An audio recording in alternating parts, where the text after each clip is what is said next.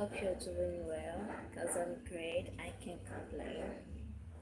So, as the title says, I'm going to be reading the 7 habits of highly effective people. I'm on the page, yeah, whatever, 140, and I'm gonna be reading from the paragraph 2. So, let's start it. At another time, I was scheduled to train 175 shopping center managers at a particular hotel. I was amazed at the level of service there. It wasn't a cosmetic thing. It was evident at all levels, spontaneously, without supervision. I arrived quite late, checked in, and asked if room service were available. The man at the desk said, "No, Mr. Covey, but if you're interested, I could go back and get a sandwich or a salad or whatever you like that we have in the kitchen." His attitude was one of total concern about my comfort and welfare. "Would you like to see your convention room?" he continued. "Do you have everything you need? What can I do for you? I'm here to serve you." There was no supervisor there checking up. This man was sincere. The next day, I was in the middle of a presentation when I discovered that I didn't have all the colored markers I needed. So I went out into the hall during the brief break and found a bellboy running to another convention. "I've got a problem," I said. "I'm here training a group of managers and I only have a short break. I need some more colored paints." He wiped around and almost came to attention.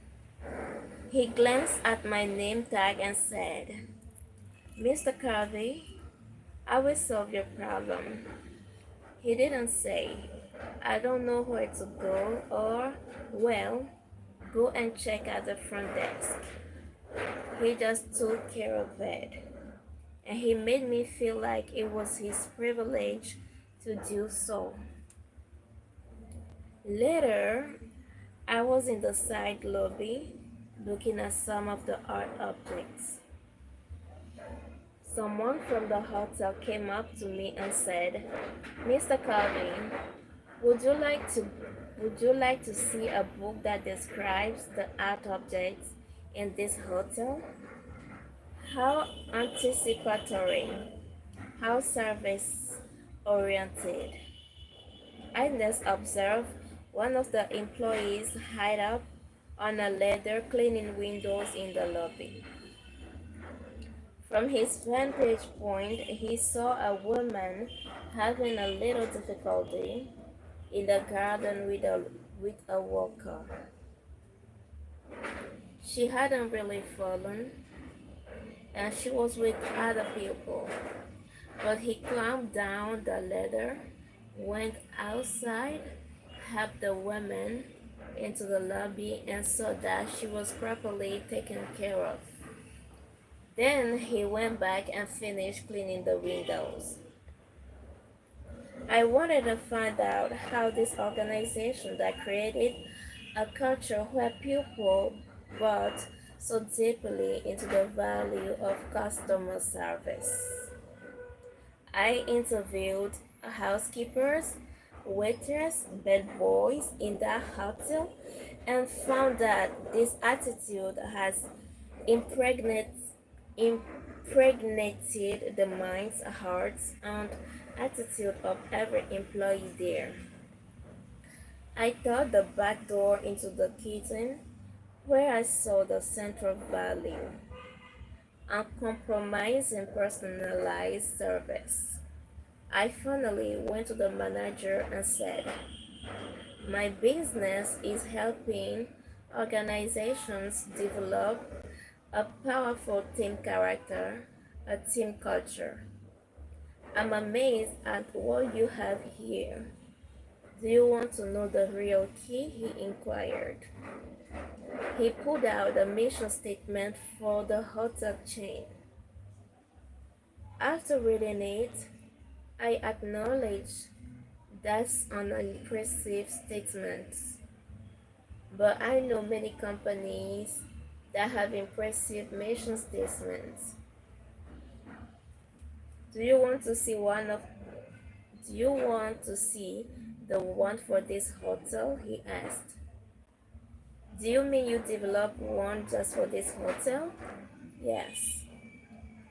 Different from the one for the hotel chain? Yes. It's in harmony with that statement, but this one pertains to our situation, our environment, our time. He handed me another paper. Who developed this mission statement? I asked. Everybody, he replied. Everybody? Really everybody? Yes. Housekeepers? Yes. Waitresses? Yes. Desk clerks? Yes. Do you want to see the mission statement written by the people who greeted you last night? He pulled out a mission statement that they themselves had written that was interwoven with all the other mission statements. Everyone at every level was involved. The mission statement for that hotel was the hub of a great wheel. I spawned the thoughtful, more specialized mission statements of particular groups of employees. It was used as the criterion for every decision that was made. It clarified what those people stood for, how they related to the customer, how they related to each other.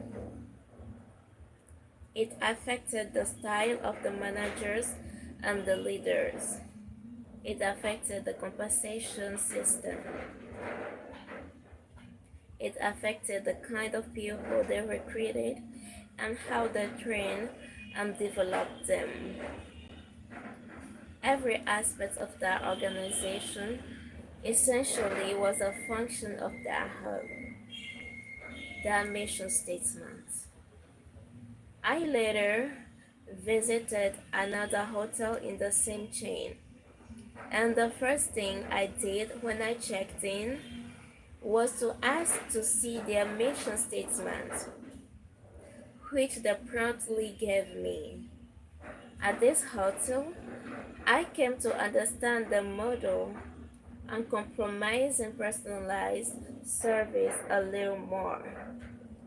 For a 3-day period, I watched every conceivable situation where service was called for.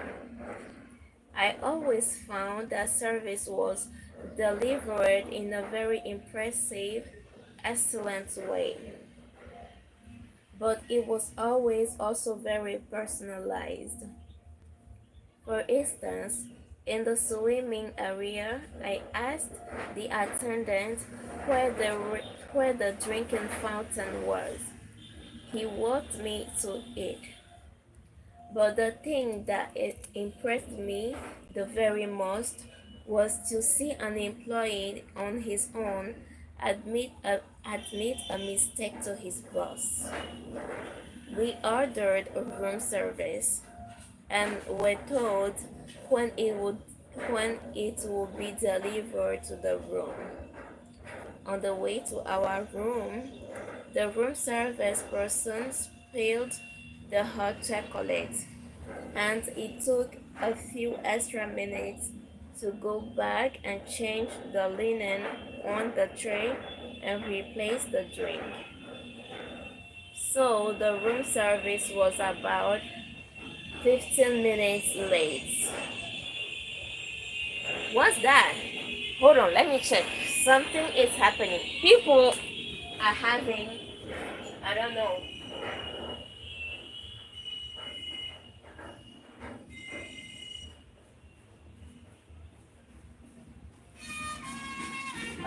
Okay, it's a campaign. It's a campaign crew. They are doing their campaign. So that's gonna be a municipal vote in my country. So they are doing their campaign. That's all. That's why they are making all these noises. Hold on. Oh, people have joined. Excuse me. Oh, hold on. Hold on. I need to answer my people. I need to take care of them. People have joined. Okay, hi, Zara Barul. I don't know if that's the right pronunciation, but hi, Nicole Smith. Hi, sweetheart. How are you doing? Amir Muhammad Shafi. Hi, hi. Okay, hi. Um, who's that? Holy Vernate. Hi. Uh, Zurmina. I don't know if that's right. Tim Rory. Hi everyone. How you doing? Give you a kiss? What right do I have to give you a kiss? I don't even know you. I don't know you, and I don't give kiss to strangers like that. Sorry for that. Okay, I'm just reading here. I'm reading the 7 Habits of Highly Effective People by Stephen Covey. That's the author. So I'm just gonna continue my reading.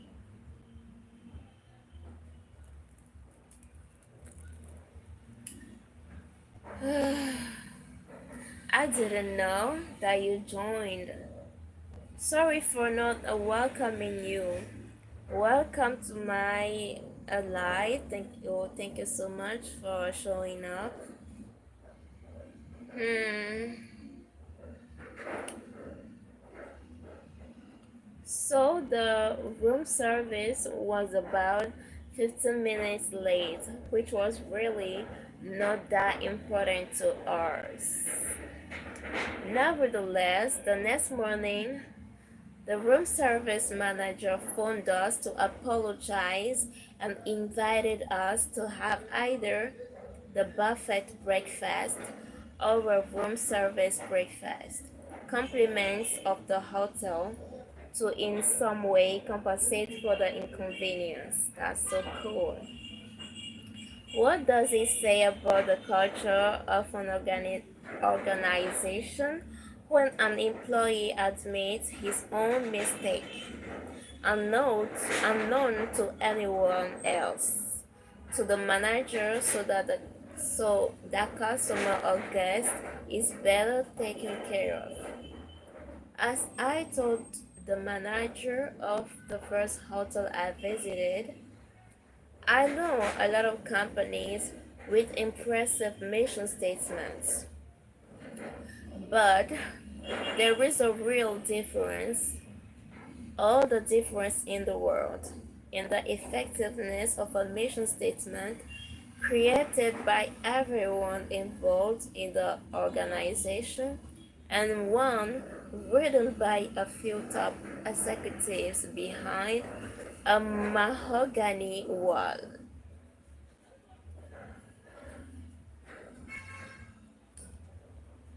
yours. One of the fundamental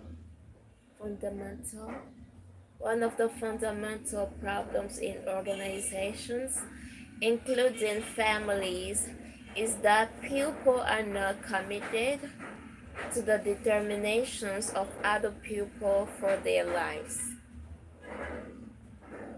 They simply don't buy into them. Many times, as I work with organizations, I found people whose goals are totally different from the goals of the enterprise. Oh, yeah. I commonly find reward systems completely out of alignment with state's value system. Yeah. When I begin work with companies that have already developed some kind of mission statements, I ask them, how many of the people here know that you have a mission statement? How many of you know what it contains? How many were involved in creating it?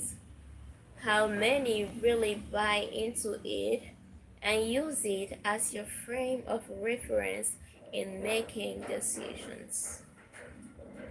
Without involvement, there is no commitment. Mark it down, asterisk it, circle it, underline it. No involvement, no commitments. Now, in the early stages, when a person is new to an organization or when a child in the family is young, you can pretty well give them a goal and they will buy it, particularly if the relationship orientation and training are good. But when people become more mature and their own lives take on a separate meaning, they want involvement, significant involvement. And if they don't have that involvement, they don't buy it. Then you have a significant motivational problem which cannot be solved at the same level of thinking that created it. That's why creating an organizational mission statement takes time, patience, involvement, skill, and empathy. Empathy, empathy, empathy, empathy. Again, it's not a quick fix. It takes time and sincerity, correct principles, and the courage and integrity to align systems, structure, and management style to the shared vision and values. But it's based on correct principle and it works. An organizational mission statement, one that truly reflects the deep shared vision and value of everyone within that organization, creates a great unity and tremendous commitment. It creates in people's hearts and minds a frame of reference, a set of criteria or guidelines by which they will govern themselves.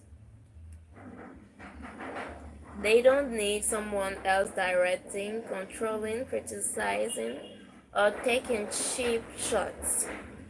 They have bought into the changeless core of what the organization is about. It's getting really, really interesting. Application suggestions. 1. Take the time to record the impressions you had in the funeral visualization At the beginning of this chapter, you may want to use the chart below to organize your thoughts. Area of activity. We have, look, it's like this. I'm on this page.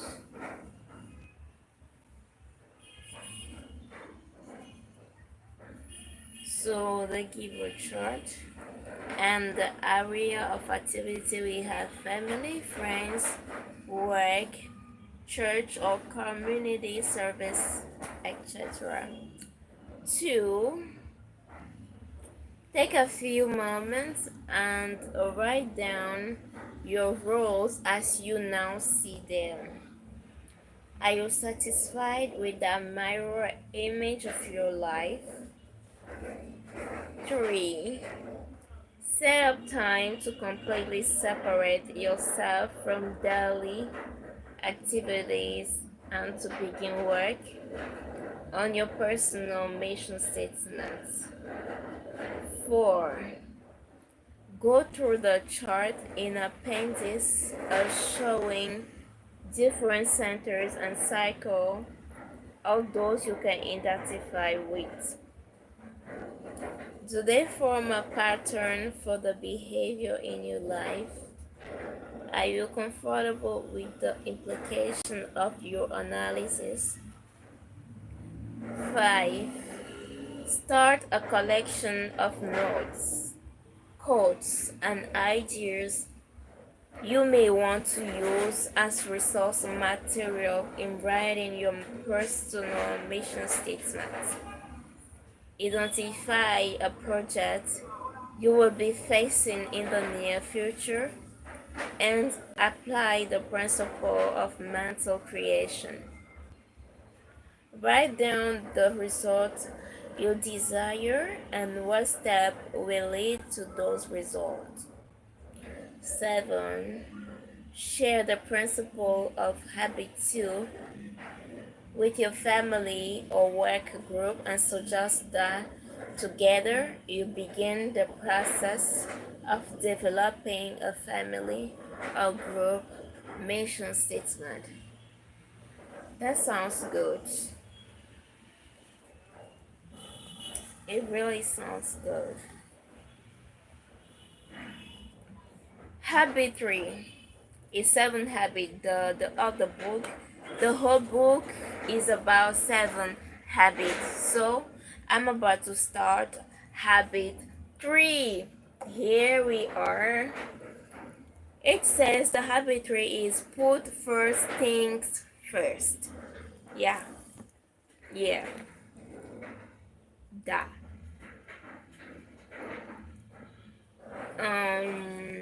Okay, 7 sharpen the soul. Okay. Interdependence. Seek first to understand, then to be understood. That's 7.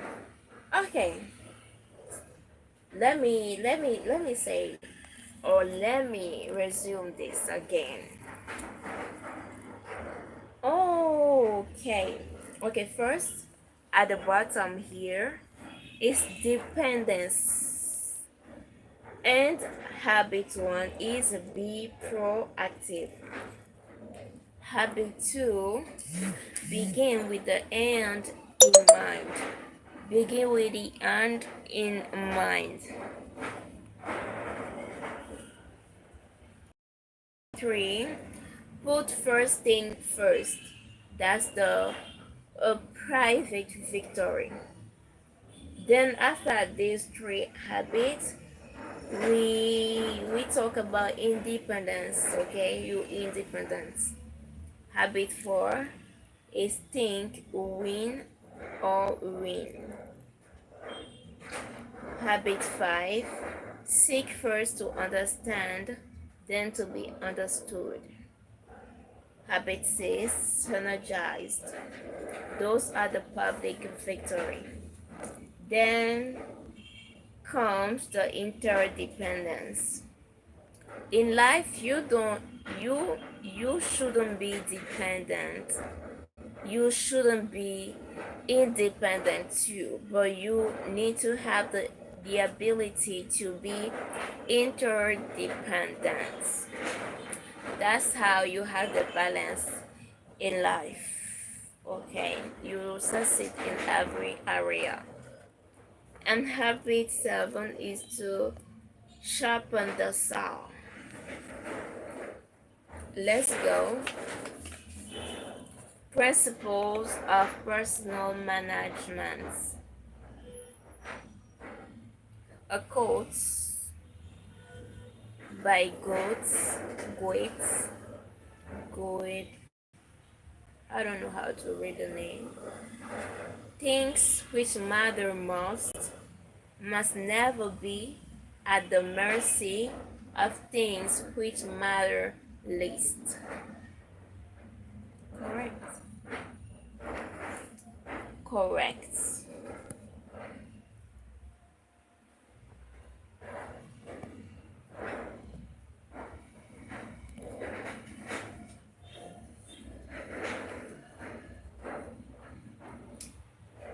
Let's go. Would you take just a moment and write down a short answer to the following two questions? Your answers will be important to you as you begin work on habit 3. Okay? Let me grab my notebook and a pen. A pen.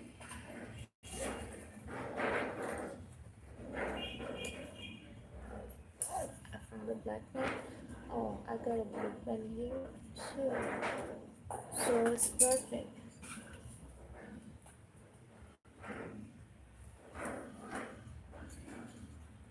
Perfect. Perfect. Perfect.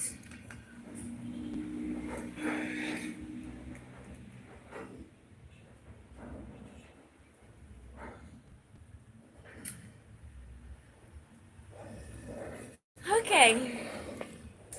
Hi, welcome. I'm just reading today. So I hope you will enjoy. Do you know the book I'm reading? It's The 7 Habits of Highly Effective People. So, question 1. What one thing could you do you aren't doing now? In parentheses. That if you did on a regular basis would make you a tremendous positive difference in your personal life. Let me read the question again. What one thing could you do that, if you did on a regular basis, would make a tremendous positive difference in your personal life?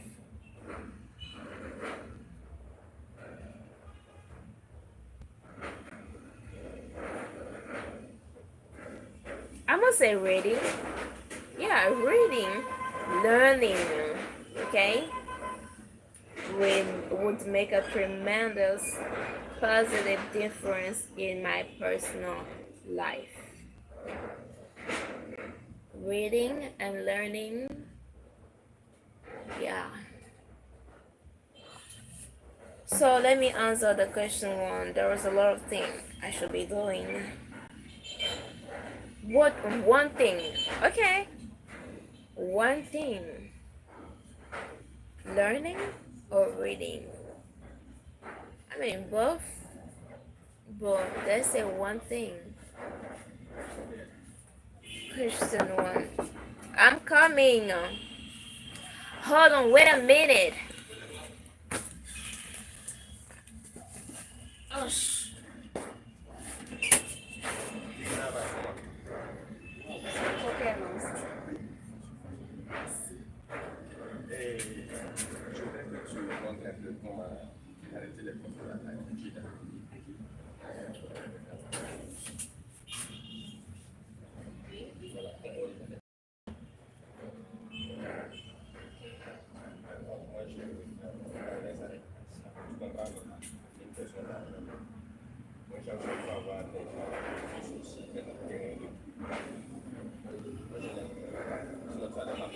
je vais même pas avoir à faire la machine. Je peux mettre quelqu'un d'autre à l'aide. Moi, je pense que voilà, sinon, si c'est moi-même qui fais facilement, voilà. On veut que quelqu'un fasse et puis quelqu'un. Merci. Donc, je reste. Ok. Donc l'ordinateur a le livre. Non, personne ne se laisse. Ok. Ok. Moi-même, j'ai vraiment venu me manger. Après, l'enfant, elle ne m'aime pas. Regardez, depuis que j'ai venu cette fois, déjà acheté boisson 500. Chaque fois, maman est faim. Moi, chaque fois, maman est faim. L'enfant, elle m'a dépassé, même elle m'appelle maman. Ça. Okay. I'm back. Hello. Okay, let's continue. Someone needed me. They want me to help them to do some things. But I need to finish this. Yes, I need to finish at least read like 10 page before I stop. So question one.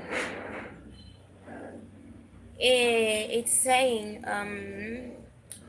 what one thing could you do that if you did on a regular basis would make a tremendous positive difference in your person?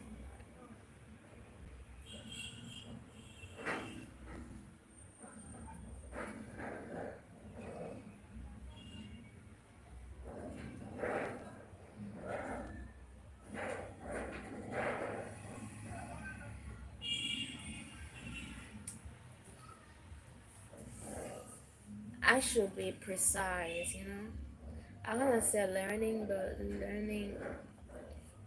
um, learning how to be effective with social media.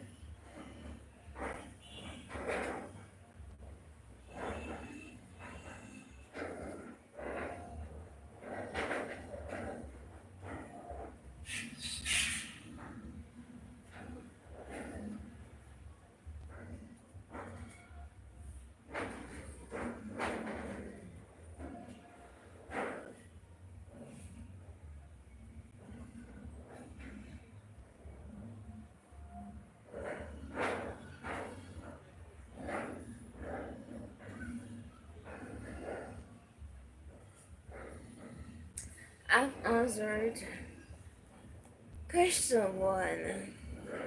Question two. What one thing in your business or professional life would bring similar results?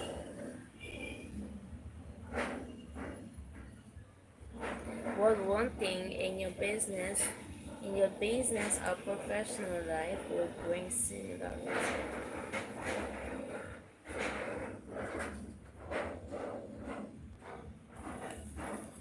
I get it.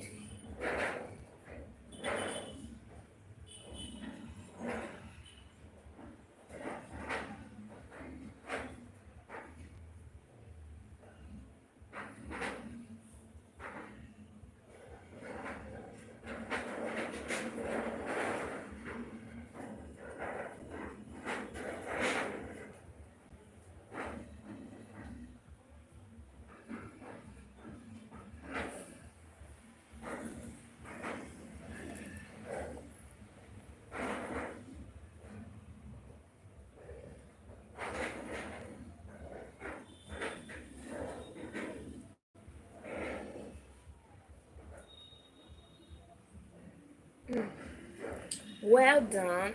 Well, come back to these answers later. But first, let's put habit 3 in perspective. Habit 3 is the personal fruits, the practical fulfillment of habit 1 and 2.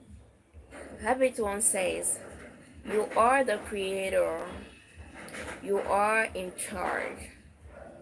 It's based on the four unique human endowments of imagination, conscious, independent will, and particularly self awareness. It empowers you to say, that's unhealthy, that's an unhealthy program I've been given from my childhood, from my social mirror. Mirror. Hold on. Vocabulary. Don't leave me. Stay with me. Stay with me. It empowers you to say, that's an unhealthy program I've been given from my childhood, from my social mirror. I don't like that effective script. That's how I used to like rebel. I'm like, I don't want that. I'm not with that. No, I don't think that's good for me. Yeah, that's how I become the person I am today. Yeah. At a certain point, you should be able to say no. These rules, these already made rules, like, doesn't work for everyone. You know? You need to have the guts to say no, to go against even your parents. Mm. To go against the people that influence you the most. Yeah, it takes guts to become the person you are supposed to be. Mm. I can change, period. I don't like that ineffective script. If a script is not effective, then you should write your own. Huh? You have the ability to change it. Habit 2 is the first of mental creation. It's based on imagination, the ability to envision, to see the potential, to create with our minds what we cannot at present see with our eyes. And conscious, the ability to detect our own uniqueness and the personal moral and the ethical guidelines within which we cannot most happily fulfill it. It's the deep contact with our basic paradigms and values and the vision of what we can become. Habit 3, then, is the second creation, the physical creation. It's the fulfillment, the actualization, the natural emergence of habit 1 and 2.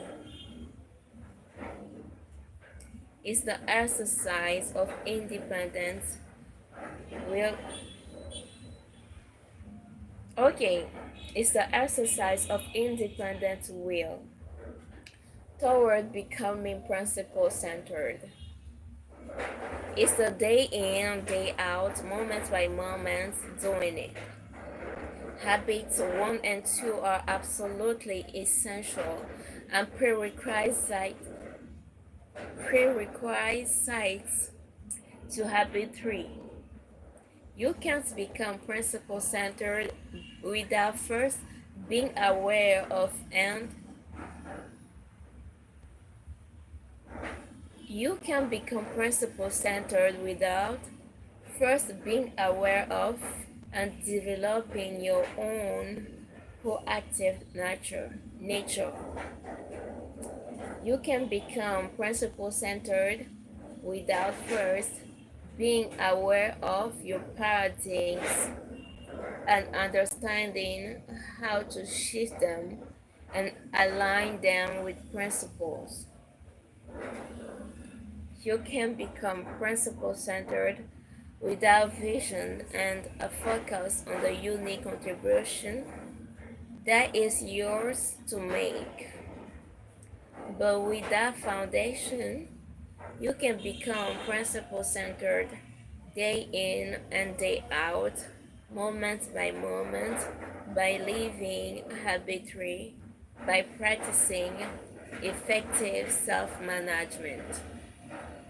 Management, remember, is clearly different from leadership. Leadership is primarily a high powered right brain activity. It's more of an art. It's based on a philosophy.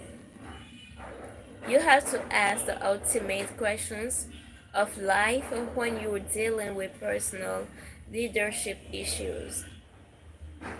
But once you have dealt with those issues, once you have resolved them, you then have to manage yourself effectively to create a life congruent with your answers.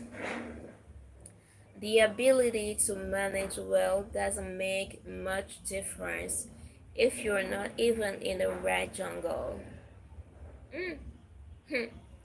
But if you are in the right jungle, it makes all the difference. In fact, the ability to manage well determines the quality and even the existence of the second creation. The specific application. The time bound left brain aspect of effective self government. My own maxim of personal effective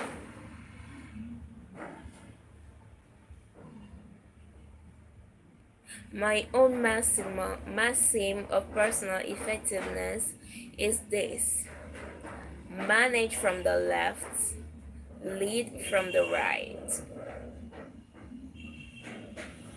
Full stop. The power of independent will.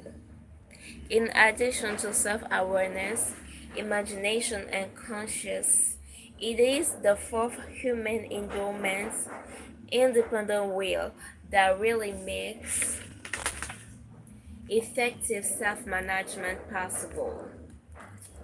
It is the ability to make decisions and choice and to act in accordance with them.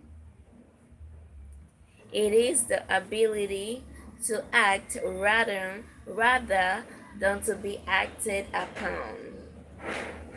To proactively carry out the program we have developed through the through the other three endowments.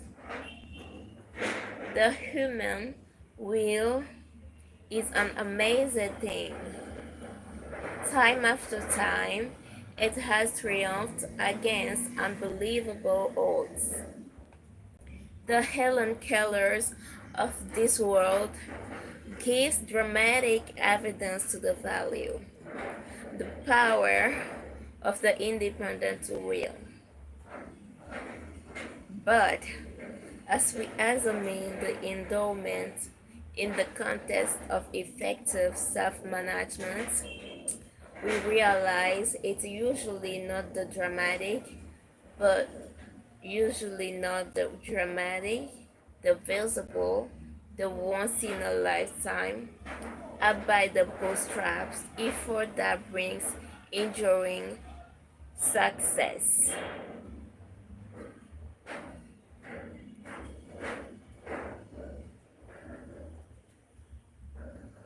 Empowerment comes from learning how to use these great endowments in the decisions we make every day.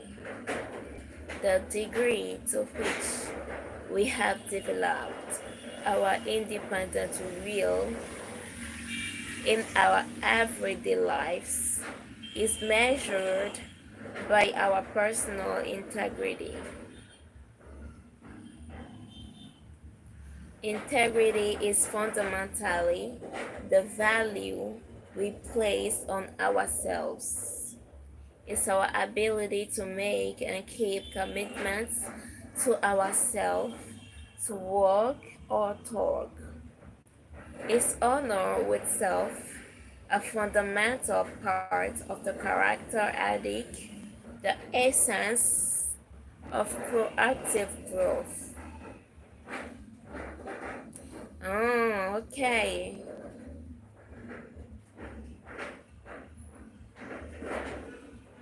Is honor with self, a fundamental part of the character ethic, the essence of proactive growth. Effective management is putting first thing first. Yeah.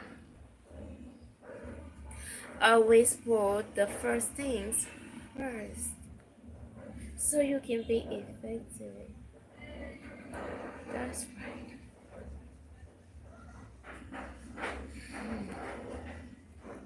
Why leadership decides what first things are, it is management that puts them first. Yeah.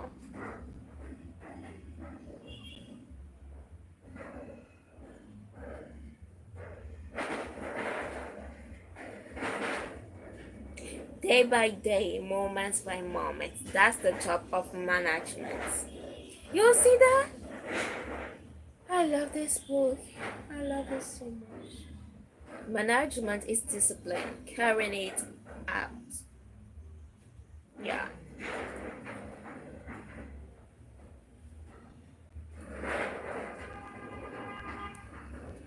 Wow.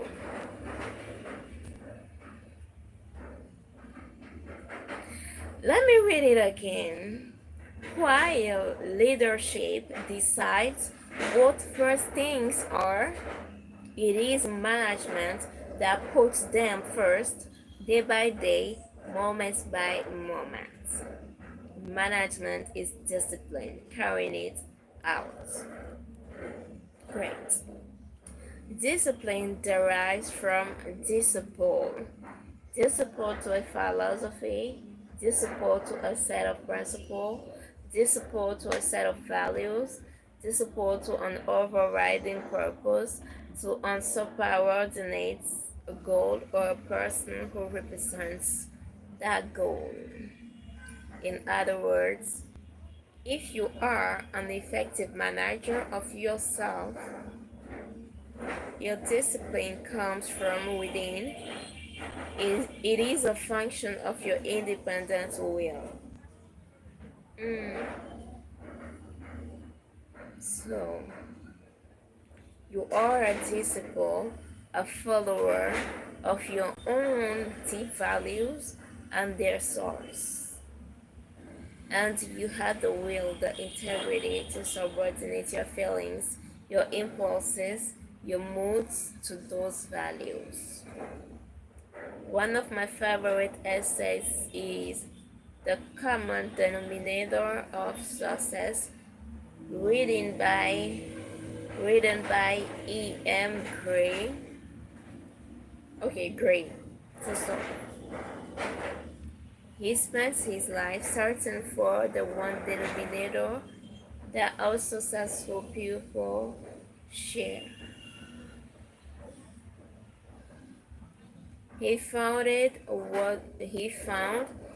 wasn't hard work, good luck, or astute human relations, though those were all important.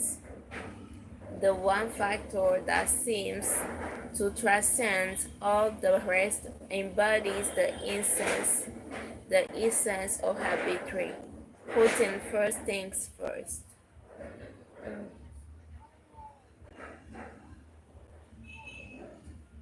The successful person has the okay. Let me finish this paragraph. The successful person has the habit of doing the things failures don't like to do. The successful person has the habit of doing the things failures don't like to do. He observed. He observed. They don't like doing them either necessarily, but their disliking is subordinated to the strength of their purpose. The subordination requires a purpose, a mission, a habit too, clear sense of direction and value, a burning yes. Inside that makes it possible to say no to other things. Yeah. It also requires independent will, the power to do something when you don't want to do it, to be a function of your values rather than a function of the impulse or desire or any given moments. It's the power to act with integrity to your proactive first creation. Okay, I'm done for today's reading. I'm gonna rest my voice a little bit. I used to be a good singer, but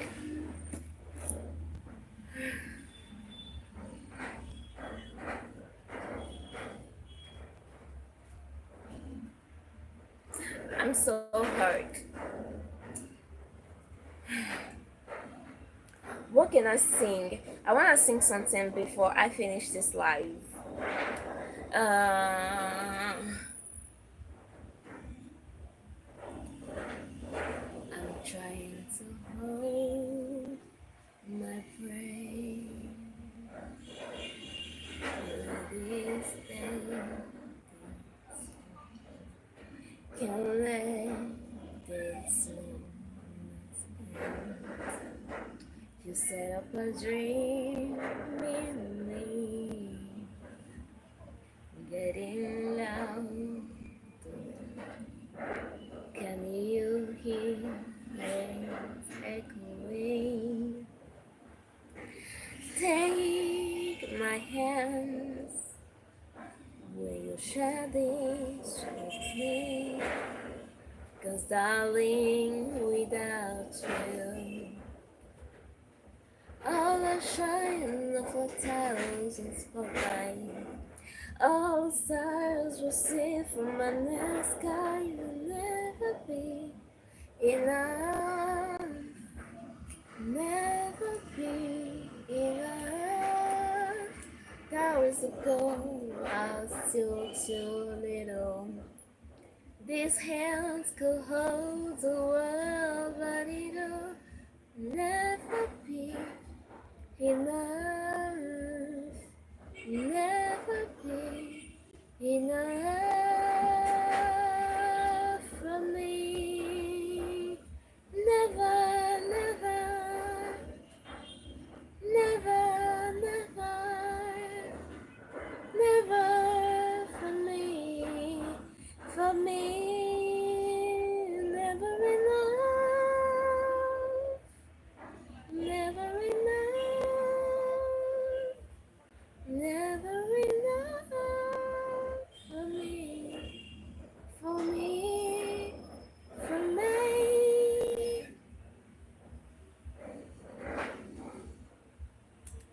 Okay, that said, I'm gonna give myself like 2 out of 10 because yeah, I need to do something. I need to live this life. Okay, I want it like to be more talking, but like, it's okay. Girl, we need to go. We need to go. We need to go. I have more thing. I have some important things to do. Okay. Hold on. I love you so much. Thank you for watching this live. I'm so proud. I'm so blessed. I'm so happy. I'm just grateful for all the process. Grateful for everything. Okay, God is good, and I hold on to Him. Thank you so much. Love you.